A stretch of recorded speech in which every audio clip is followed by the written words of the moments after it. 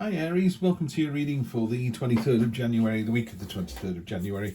I've already drawn the cards, so we're just going to jump straight into it. Energy on the bottom, we got the King of Cups. King of Cups is it's very kingly energy, it's very masculine energy, but it's ultimately very mature, very diplomatic, very aware. So I think whatever's happening this week, it's not a surprise. Yeah, so whatever comes through this week is not a surprise.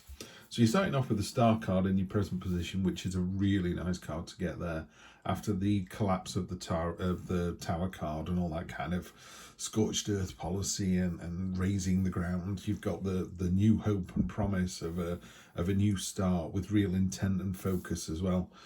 In a Rider-Waite deck, there's often the reflection of herself in the pool. She's pouring water onto the land and into the water, and there's the reflection. It's a card of awareness, it's a card of understanding. So again, tying in with the King of Cups here, there's no surprises. You know, you're very aware this week. Focus and intent with the Page of Pentacles. That's your present situation. Whatever it is this week, Aries, you know exactly what this is related to, what question this is. Sometimes you get a reading where people go, just tell me what's happening next week, and it could be anything. Yours is very focused. You know what this is. She knows what she wants. She knows how to get it. Anything naked in tarot is authentic and truthful and unashamed. It's like, this is what I want. This is how I'm going to get it. What's unexpected is it's a couple of things with the Hierophant. It's kind of a teachable moment, or it could be a teacher or someone with some advice coming in. And sometimes, you know, when you get advice from somebody and it's almost like the light bulb moment, you go, oh, that makes sense. That's why I'm doing what I'm doing. That's what's happening here from the Hierophant.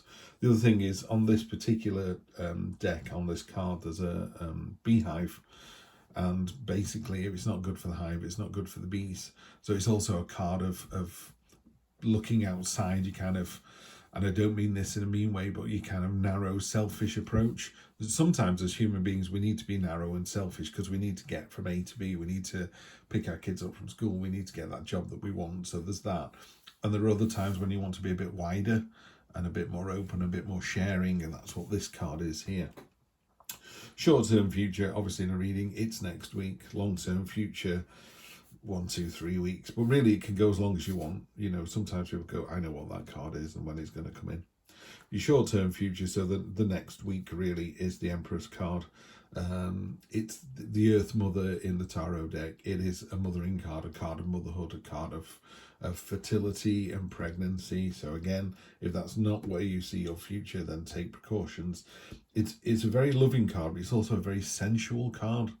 I often say to people, sometimes you can have a bath because you're dirty and you want to get clean, and other times you have a bath because you want the feel of the water and the soaps and the things on your skin. You know, it's that very sexy, sensual kind of energy, and that's what you've got here. Really nice, because obviously when you feel that good about yourself, it just emanates out, and other people are like, wow, check you out. Yeah, great card to get.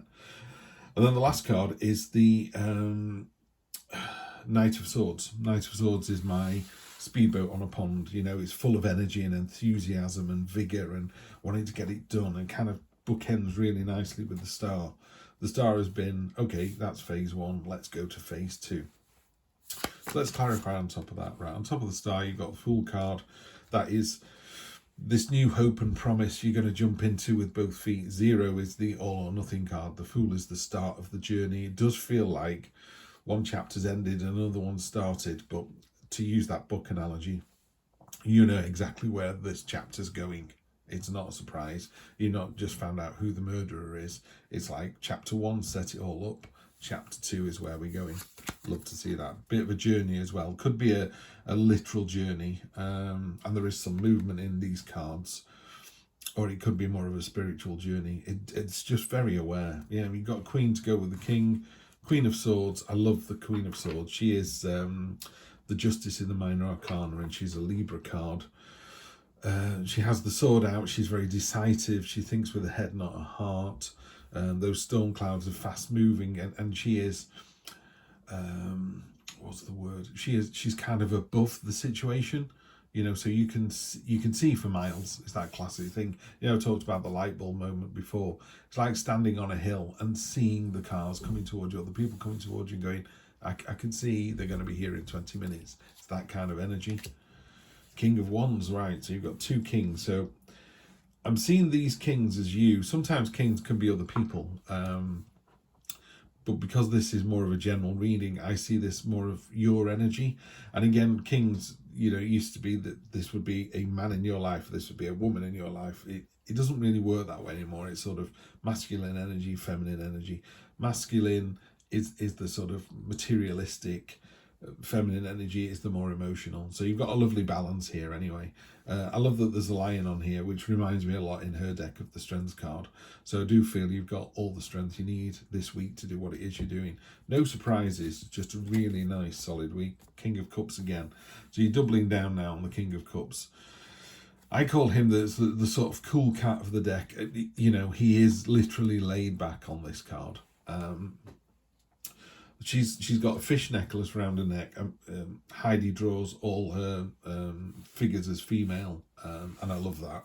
But so the King of Cups here, she's got the fish around her neck, which is a symbol of creativity, and she's got hand sort of outstretched over the water, and it's about being in tune with your emotions. I often say to people, it's like the real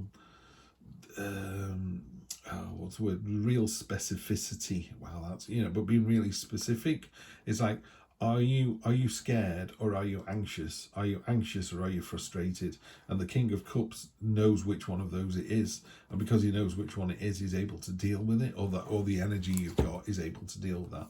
Just very mature, very sophisticated, very diplomatic, very knowing week this week. And then on top of the Knight of Swords, you've got, you know, he's got 2 swords. He's charging in. He's even looking back. He's looking backwards, the sort of King of Cups, as if it's almost as if he's getting permission. You know, can I do that this week? It's like, yeah, you can. You're in really good shape. I love this card. The 9 of Cups traditionally is a feast card, a card of satisfaction and abundance. It's the after the meal, you know, when you've got a slightly full tummy. What do I say in The Hobbit? The corners are filling up nicely. You know, it's that kind of, you know, it's a lovely, relaxed. It's Christmas Eve, not Christmas Eve, Christmas Day night card. You've had the feast, and it's like, this is great. You just want to put your feet up. What this card does really, really nicely, what I love that Heidi's done here is, it's a card of saying, haven't you done well? You know, you're in a great position. You've got all of this. So you've got the wealth, power, money, happiness, partner that you want. But what it does remind you of is, you know, she sat on a cold stone wall that eventually is going to stop being comfortable. So it's also a card of, you know, don't rest on your laurels. Make sure you're still active and moving. And it sits beautifully with that. So I think Aries, it's a really simple reading this week. Energy on the bottom is the 3 of Swords. 3 of Swords is, in this instance, again, I would say it's a card of healing. It's a card of understanding and awareness. You know, sometimes you don't realise the effects you have on people. This is, you really do know this week. You're in a great shape. You know, there's been this sort of chapter ending and it's time to jump into the next one. But there's a real kind of sophisticated king, real sophisticated energy. I don't see these being 3 or 4 other people. Now, it could be because of the Hierophant, because the Hierophant is sometimes someone else coming into your life, you know, and giving you this level of understanding. I don't see that. I think you're just aware of this. If you could do it as a training course, I would say you've gone on a training course and you've not realised how much you already knew, and it's been really satisfying for you. You know, you think you're coming in as a complete beginner and it's like, actually, you're really far along in the process. Anyway, Aries, have a fantastic week. You're in for a really good one, and I will see you next week for more of the same. Take care.